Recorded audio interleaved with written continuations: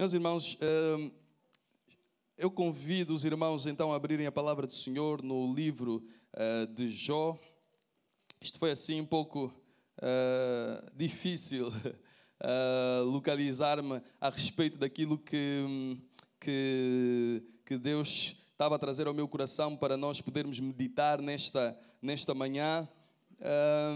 Mas uma coisa eu tinha bem presente na minha mente, que era, não conseguia desligar-me aqui de Jó.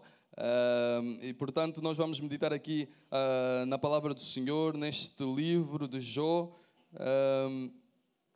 e aprender um pouco a respeito daquilo que se passou com a vida de Jó. Livro de Jó, capítulo número 1.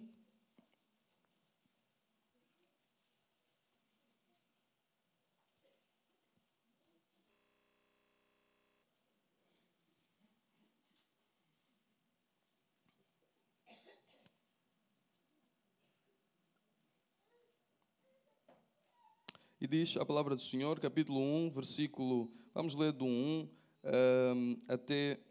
até ao 5. Diz a palavra do Senhor: havia um homem na terra de Uz, cujo nome era Jó, homem íntegro e reto, temente a Deus e que se desviava do mal. Nasceram-lhe 7 filhos e 3 filhas. Possuía 7.000 ovelhas e 3.000 camelos, 500 jumentas de bois e 500 juntas de bois e 500 jumentas. Era também muito numeroso pessoal ao seu serviço, de maneira que este homem era o maior de todos os do Oriente. Seus filhos iam às casas uns dos outros e faziam banquetes, cada um por sua vez, e mandavam convidar as suas 3 irmãs a comerem e beberem com eles. Decorrido o turno de dias de seus banquetes, chamava Jó a seus filhos e os santificava. Levantava-se de madrugada e oferecia holocaustos, segundo o número de todos eles. Pois dizia: talvez tenham pecado os meus filhos, blasfemando contra Deus em seu coração. Assim o fazia Jó continuamente. Amém? Então, irmãos, aqui nós, neste texto, somos confrontados com uma breve apresentação a respeito de Jó, e aquilo que a palavra do Senhor nos diz a respeito deste homem é que ele de facto era um homem que estava rodeado de vários bens. Não? Ele tinha muitos bens, ele tinha uma família numerosa e portanto, irmãos, ele também era um homem cujo seu caráter e integridade eram notórios na localidade, na sociedade em que ele estava inserido. Irmãos, e de facto, através da vida de Jó, nós podemos aprender aqui este primeiro ponto, não é? A integridade e o caráter que Jó revelava efetivamente. Diz a palavra do Senhor que ele era um homem íntegro, reto, temente a Deus e que se desviava do mal. E são qualidades que nós, irmãos, como filhos de Deus, também devemos buscar para a nossa vida. Porque o nosso propósito como filhos de Deus é certamente agradarmos ao nosso Deus. E Jó, irmãos, nós vemos que ele preocupava-se em agradar o seu Deus. Por isso ele era íntegro, não é? E aqui o ser íntegro, não é? Não apenas quando estava diante das pessoas, quando estava diante de outras pessoas, mas até mesmo quando estava sozinho. Ele tinha a responsabilidade, ele tinha o desejo no seu coração de obedecer ao seu Deus, de andar conforme a palavra do seu Deus. Irmãos, e que este sentimento e este desejo também esteja presente no nosso coração. Desejarmos, irmãos, sermos íntegros, independentemente de quem esteja à nossa volta. Se estivermos sós, temos o propósito no nosso coração de ainda assim sermos íntegros, porque o nosso Deus, Ele é soberano, não é? Aqui, irmãos, de facto, no livro de Jó, algo também que me tem chamado a atenção nesses últimos dias em que tenho meditado neste livro, é de facto, irmãos, que ele revela a soberania de Deus de uma forma fantástica, de uma forma tremenda. Deus está no controle de todas as coisas.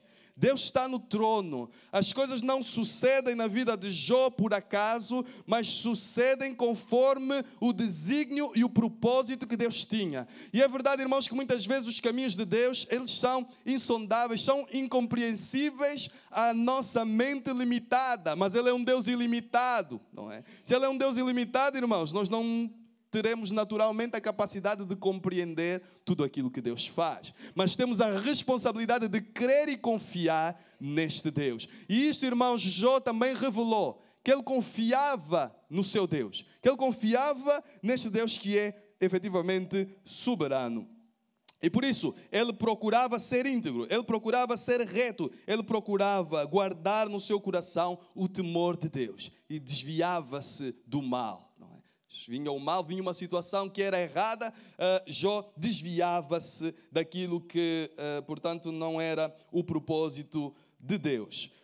Nós vamos andar um pouco mais à frente, vamos até ao versículo 9.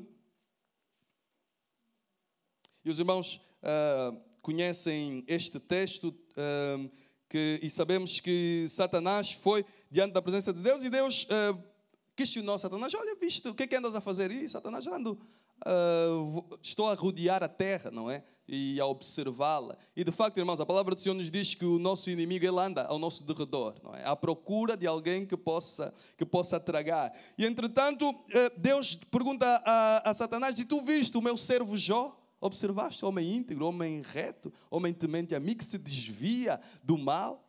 E aquilo que Satanás diz é...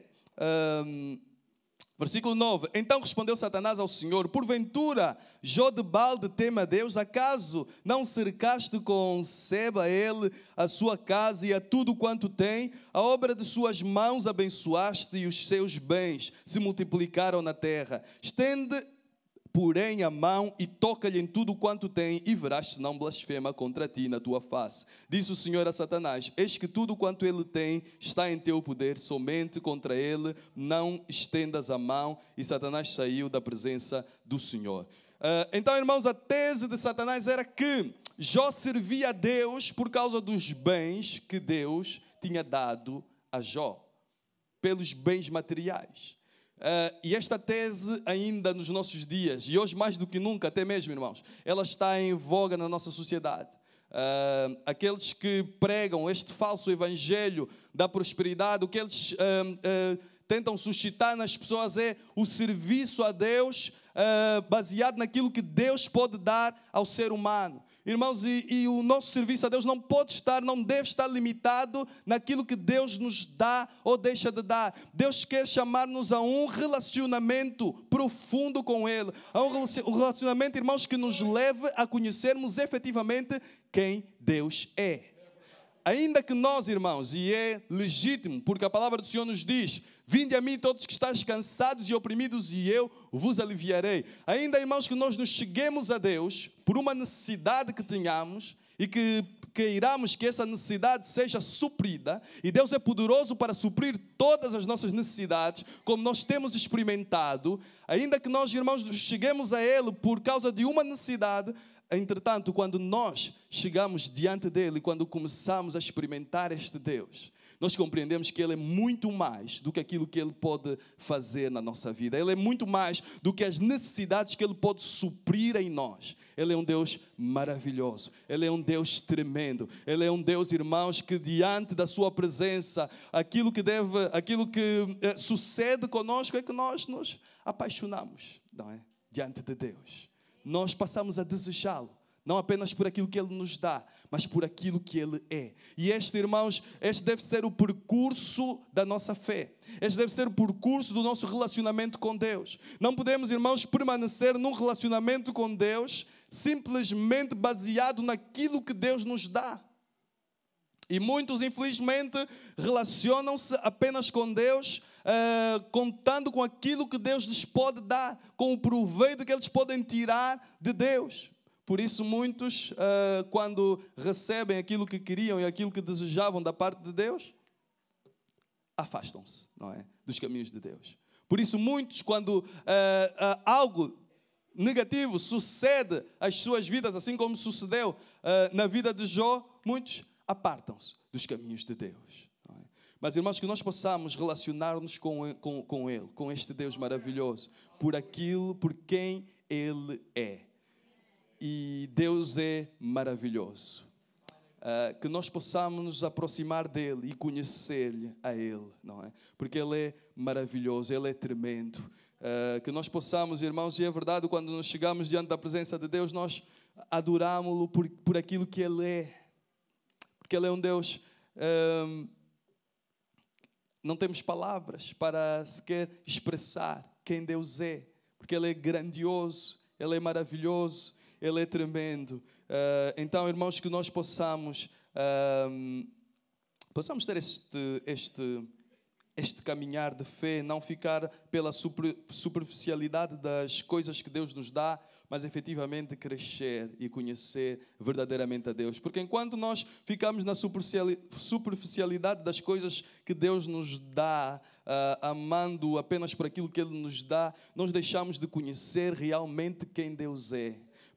Limitamos Deus a apenas como se fosse um bombeiro que vem apagar os nossos fogos, os fogos da nossa vida. Mas Ele é muito mais do que isso. Deus é muito mais do que isso. E Deus quer revelar-se à vida de cada um de nós desta forma maravilhosa. Deus quer revelar efetivamente quem Ele é. E efetivamente, irmãos, Jó, no final do livro, ele certamente, irmãos, aqui no princípio, ele já era um homem que tinha uma intimidade com Deus. Ele já era um homem que conhecia a Deus.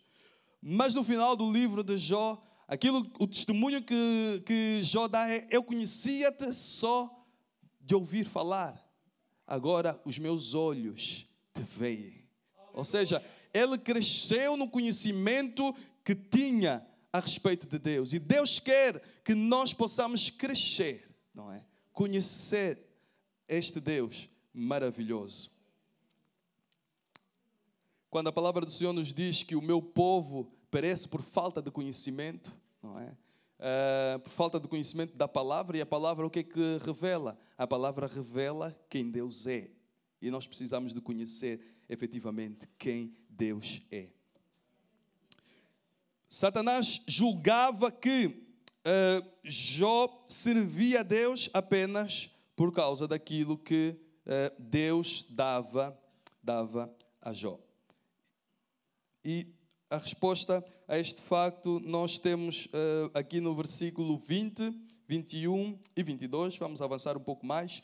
Diz a palavra do Senhor: então Jó se levantou, rasgou o seu manto, rapou a cabeça e lançou-se em terra e adorou. E disse: nu saí do ventre de minha mãe e nu voltarei. O Senhor o deu e o Senhor o tomou. Bendito seja o nome do Senhor. Em tudo isto, Jó não pecou, nem atribuiu a Deus falta alguma. Então, irmãos, aquilo que sucedeu foi Deus, no alto da sua soberania e do seu poder. E é por isso que, de facto, irmãos, este livro revela a soberania de Deus. Deus diz a Satanás: tu podes tirar os bens de Jó, mas não tocas na sua vida.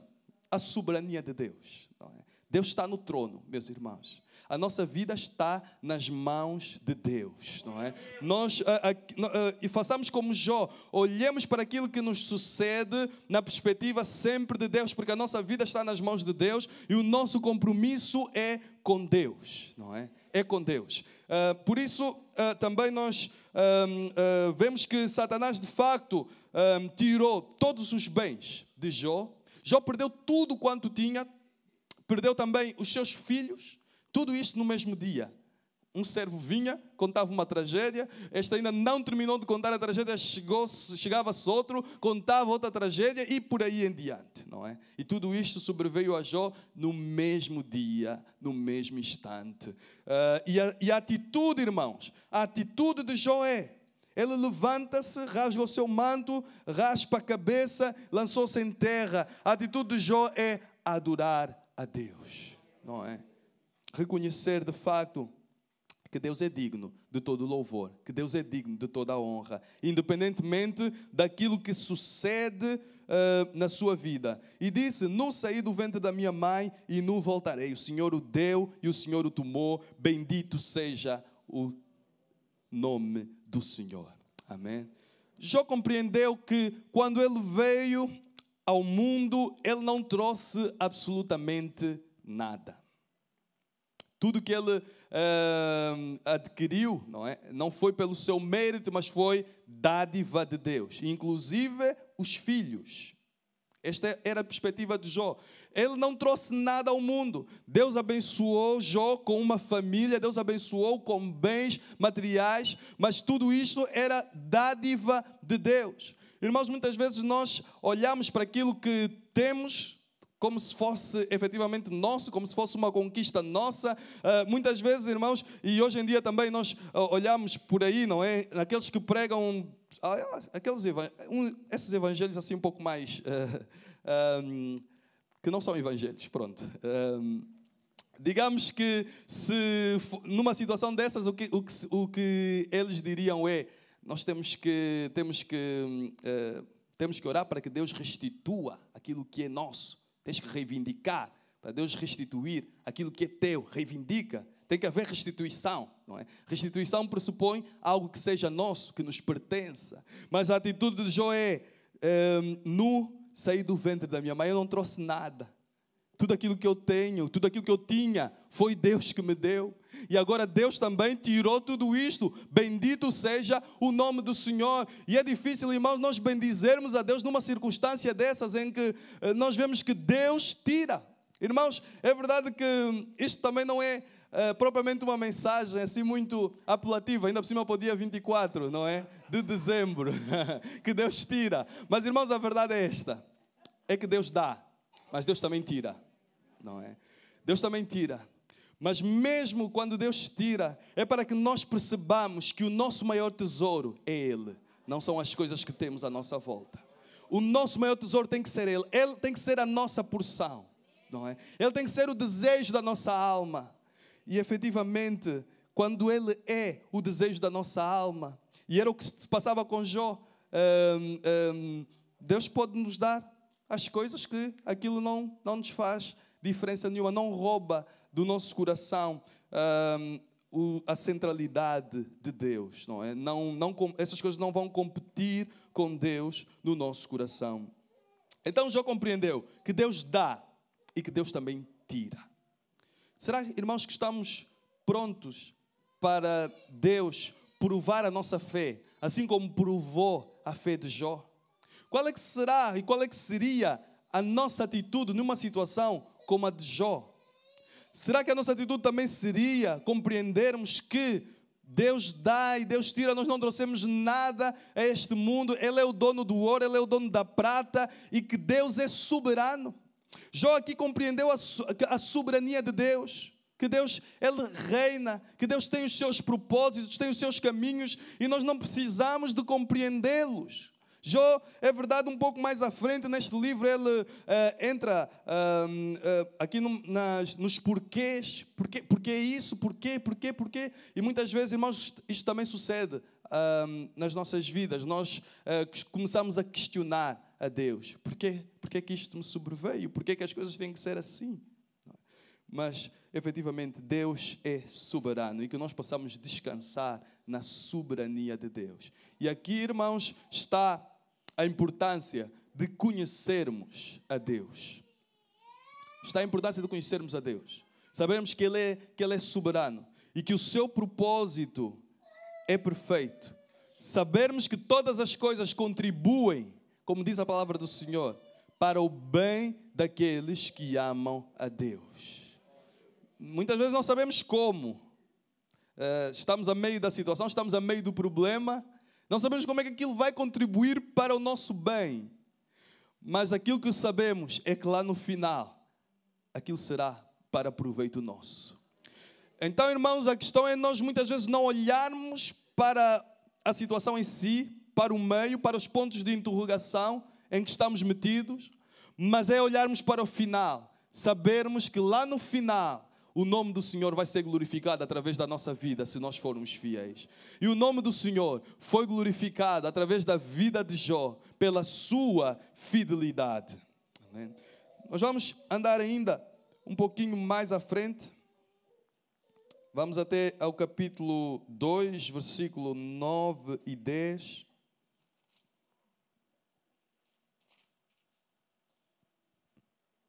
Diz a palavra do Senhor, Deus depois de toda esta provação, Deus ainda permite também que Satanás toque na saúde de Jó, porque Satanás, diante da fidelidade de Jó, diz: o homem dará tudo pela sua vida, Se tu tocares, ou se tu permitires que eu toque na sua saúde, se ele começar a sofrer no seu corpo, Jó vai blasfemar. Esta era a nova tese de Satanás. E, entretanto, Deus permite que Satanás toque no corpo, na saúde de Jó. E vamos ver então aqui o versículo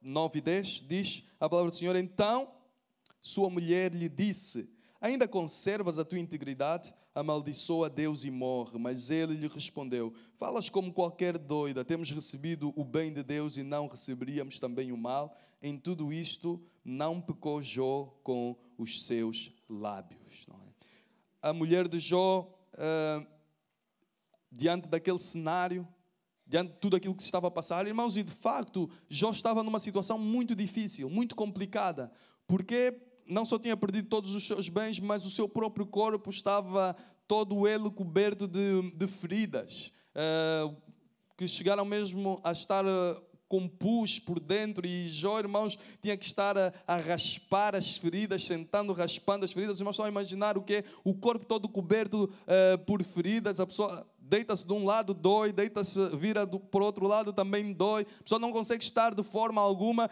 Irmãos, esta era a situação de Jó. Era todo o sofrimento da perda dos seus filhos e dos seus bens, como também a própria perda da sua saúde, a própria perda do conforto. Então, irmãos, nós vemos aqui um Jó solitário.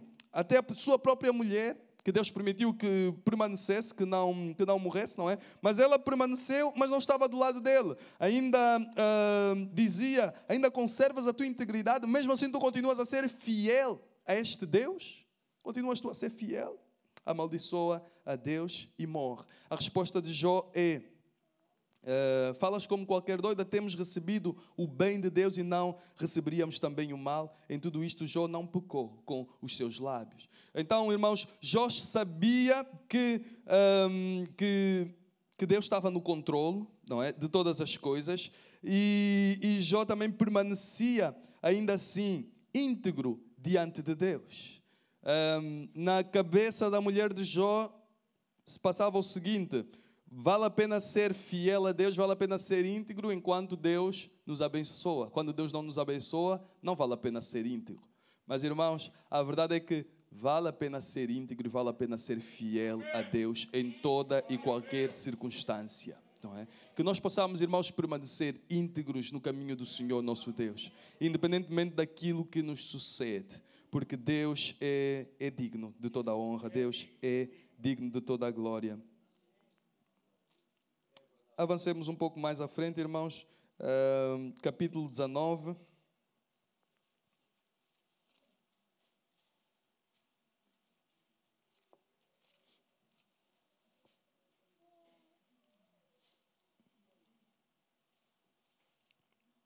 Até ao ponto em que nós vimos no capítulo 2, ali encontramos um Jó solitário, sem todos os seus bens, sem os seus filhos e até mesmo sem a sua saúde.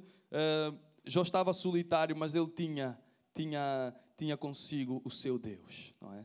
O seu abrigo. Irmãos, e que no meio das circunstâncias e dos problemas também nós permaneçamos com aquilo que é o essencial, que é Deus no nosso coração, que é com a nossa fé no Senhor firme. Capítulo 19, versículo 23 a 29, diz a palavra do Senhor: quem me dera fossem agora escritas as minhas palavras. Aqui, irmãos, nesta situação, Jó já estava a ser consolado, entre aspas, pelos seus amigos.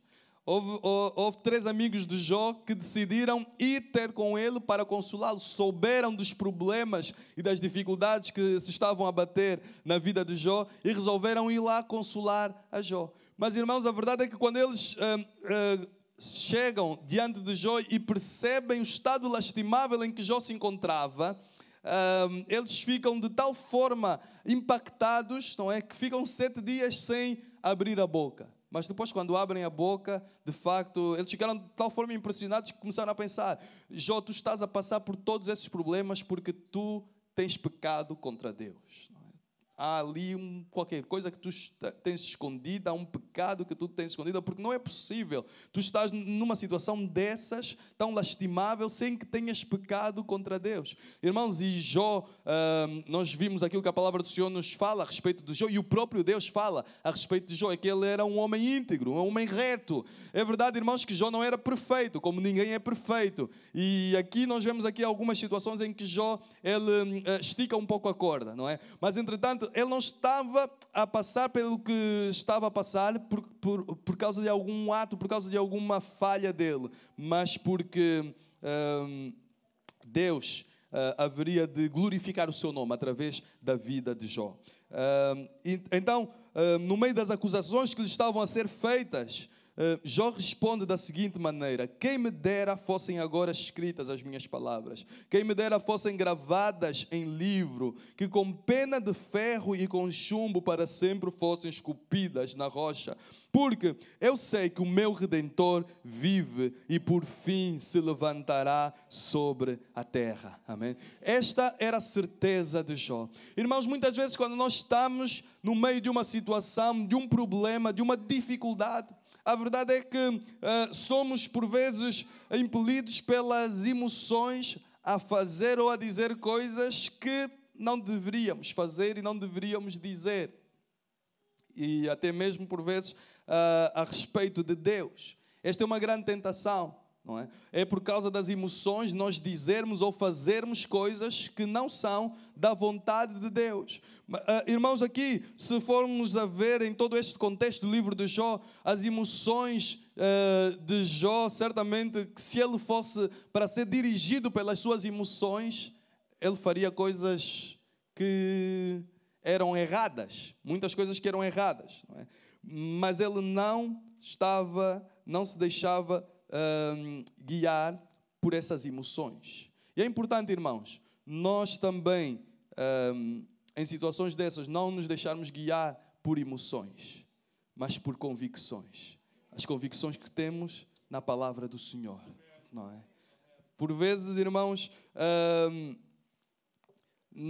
poderá não nos apetecer, por exemplo, orar, ler a Bíblia, mas que nós não nos deixemos levar pelo sentimento, pelas nossas emoções, por aquilo que queremos ou por aquilo que a nossa carne quer ou deixa de querer, mas pelas convicções. Sabemos que temos que orar, sabemos que temos que meditar na palavra do Senhor. Por vezes, irmãos, as nossas emoções, elas dirão que nós estamos sós, que Deus nos abandonou, porque nós nos sentimos desta forma, sentimos-nos sós, por vezes, no meio dos problemas, no meio das dificuldades, mas isso não significa que esta seja a verdade, é apenas um sentimento. Mas quando vamos à palavra do Senhor, nós temos a convicção de que Deus está presente na nossa vida, porque Ele é aquele que não nos deixa nem nos desampara, Ele é fiel em todo o tempo. Então, irmãos, que nós possamos ser alicerçados nas convicções que temos na palavra do Senhor, que as nossas convicções elas possam estar assentes e respaldadas pela palavra do Senhor, e não deixemos que certo tipo de emoções guiem a nossa vida, mas as convicções que temos na palavra do Senhor possam ser o nosso alicerce. E Jó sabia, tinha uma convicção, que Deus não o tinha desamparado, que Deus permanecia presente na sua vida, porque ele sabia que ele continuava a ser fiel a Deus. Ele sabia que ele se desviava do mal, que ele buscava de todo o seu coração a Deus, embora não fosse perfeito, não é? E por isso ele dizia: eu sei que o meu Redentor, Ele vive.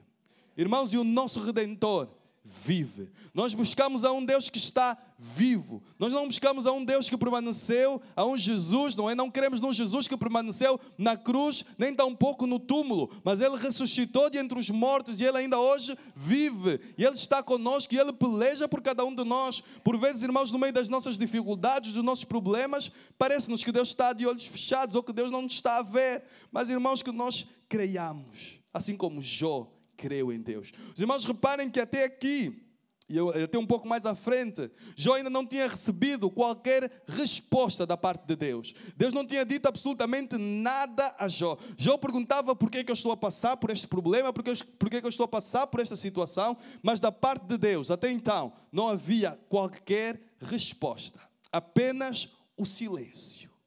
Irmãos, será que no silêncio as nossas convicções, elas vão esmorecer? Será que no silêncio de Deus vamos deixar de crer? Será que no silêncio de Deus vamos deixar de acreditar que o nosso Redentor vive? Que convicções é que nós temos no nosso coração? Será que, irmãos, aquilo que nós lemos na palavra do Senhor a respeito do nosso Deus são apenas frases meras que estão escritas? Ou será que nós temos uma convicção firmada naquilo que a palavra do Senhor nos diz a respeito deste Deus? E a palavra do Senhor nos diz que este é um Deus todo-poderoso. Ou será que quando nós olhamos para os nossos problemas, para as nossas dificuldades, e não vemos a resposta da parte de Deus, não vemos o agir de Deus, nós pomos em causa o poder do nosso Deus? Que convicções é que nós temos a respeito de Deus no nosso coração? Em que Deus é que nós cremos? Cremos no Deus, no El Shaddai, no Todo-Poderoso? Naquele que provê, naquele que cuida de nós? Será que nós questionamos, irmãos, o amor que Deus tem a respeito de cada um de nós quando estamos a passar pelas circunstâncias, quando estamos a passar pelos problemas? Que convicções é que nós temos a respeito do amor de Deus? A palavra do Senhor nos diz que Deus prova o seu amor para conosco, sendo que Cristo morreu pelos nossos pecados. Obrigado, pastor. Cristo morreu pelos nossos pecados, sendo nós ainda pecadores. Deus provou o seu amor para conosco. Não façamos como a palavra do Senhor nos relata lá em Malaquias. Malaquias, irmãos, capítulo 1, Deus diz: eu vos tenho amado. E o povo perguntava a Deus: em que nos tens amado? O povo questionava o amor de Deus. E Deus dizia: eu vos tenho amado. Irmãos, e esta é a realidade também na vida de cada um de nós. Independentemente daquilo que eventualmente possamos estar a passar nesta hora, neste momento, Deus nos tem amado. Independentemente daquilo que ainda vamos passar, a verdade é: Deus nos tem amado. Porque é isto que nos revela a palavra do Senhor. E que nós possamos firmar convicções naquilo que a palavra do Senhor nos diz a respeito dele. Ainda que o nosso sentimento, motivado pelas circunstâncias, possa ser adverso a isso, possa ser contraditório, mas que não nos guiemos, não nos deixemos guiar pelo sentimento, mas pelas convicções firmadas na palavra do Senhor. E a convicção diz que Deus nos tem amado. Ele deu Jesus Cristo para morrer por nós, sendo nós ainda pecadores, sendo nós ainda inimigos de Deus. E já Deus provava o seu amor para conosco. Então que nós possamos estar firmes no seu amor. Por isso Jó disse: eu sei que o meu Redentor vive. Ainda não tinha tido resposta da parte de Deus. Continuava no silêncio.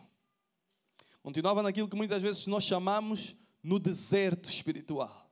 Sem resposta alguma da parte de Deus. Ele perguntava, ele orava, questionava. Os seus amigos acusavam-no. Mas Deus continuava em silêncio. Mas ele estava firme na convicção: eu sei que o meu Redentor vive.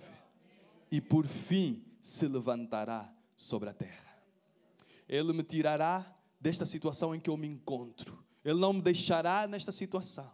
Mas Jó, está a demorar tanto tempo, já se passou tanto tempo, tu estás com tremenda dor no teu corpo, perdeste tudo, mas eu sei que o meu Redentor vive e por fim se levantará. Não é? Estamos a falar de convicções. Jó tinha esta convicção, porque ele conhecia o seu Deus. Ele conhecia o Deus a quem ele servia. Irmãos, conhecemos nós o nosso Deus? Sabemos que o nosso Deus não nos desampara, não nos deixa, não nos abandona, que Ele é fiel. Temos isto assente no nosso coração como uma convicção.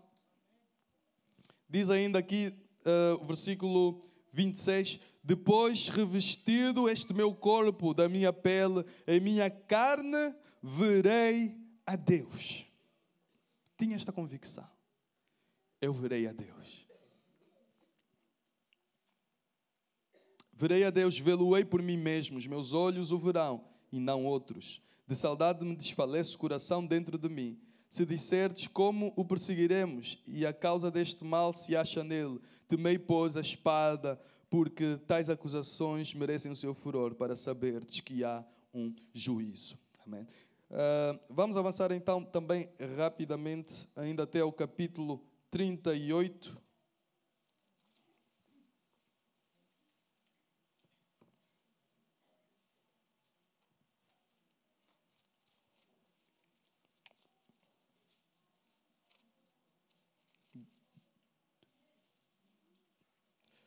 Do 4 ao 7.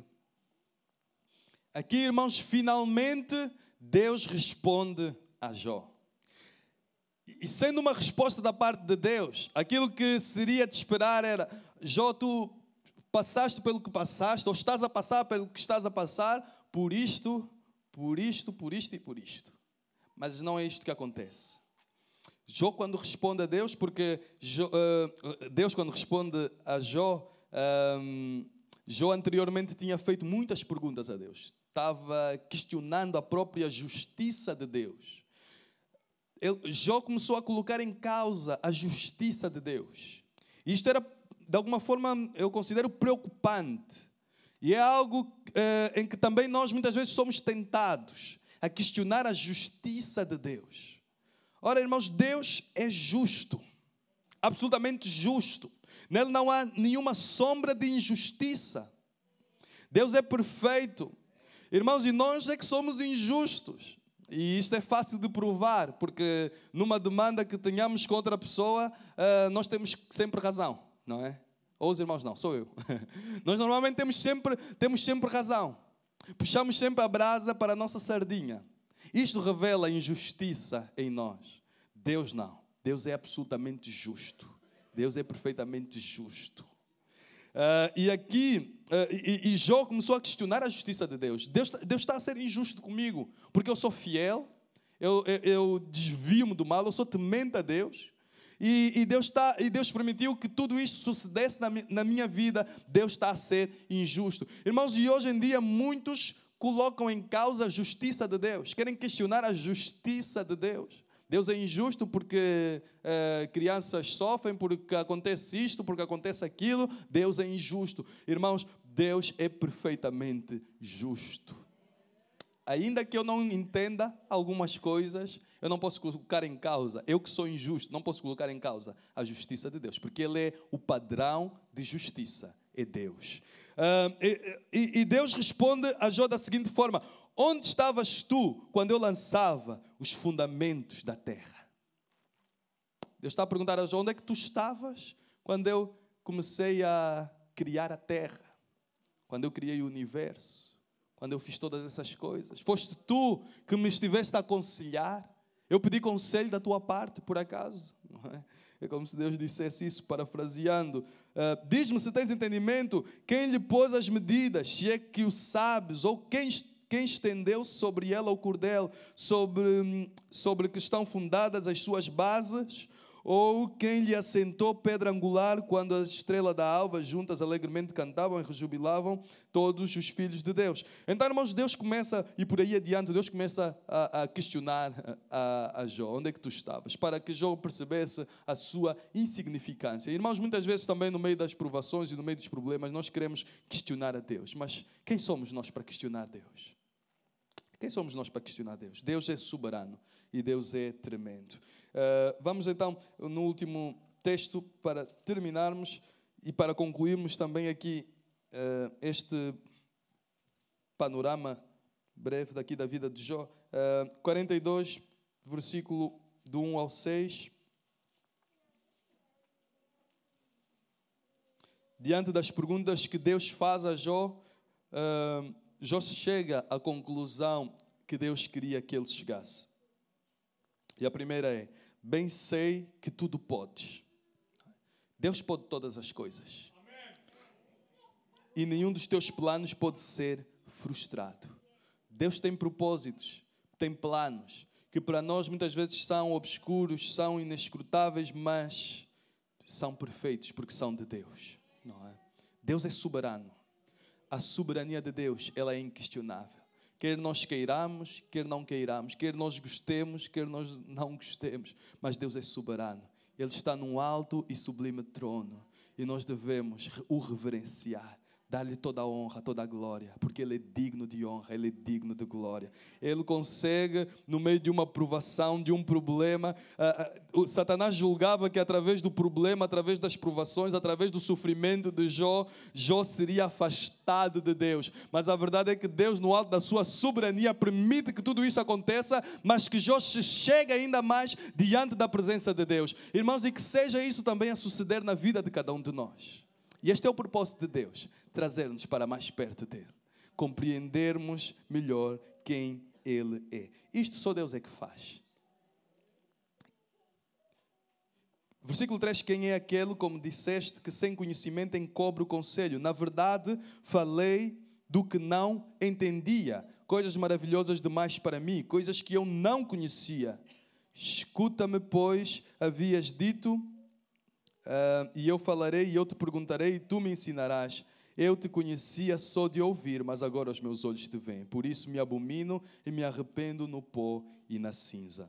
Então, irmãos, Jó reconhece a sua insignificância, a sua pequenez e a grandeza de Deus, a soberania de Deus. Irmãos, que em todos os nossos caminhos nós reconheçamos também a soberania de Deus. Reconheçamos que Deus está sentado no seu alto e sublime trono. Os seus planos são perfeitos, ainda que nós muitas vezes não entendamos e ainda que nós não compreendamos. Os planos de Deus são perfeitos e Ele é digno de toda adoração, Ele é digno de todo louvor, independentemente das circunstâncias, independentemente daquilo que sucede. Que nós possamos, irmãos, ser guiados não pelas emoções que são momentâneas, mas por convicções firmadas na palavra do Senhor. Convicções baseadas na palavra do Senhor, porque a palavra do Senhor nos diz que este Deus é fiel e que Ele nos ama e que cuida de cada um de nós. Amém.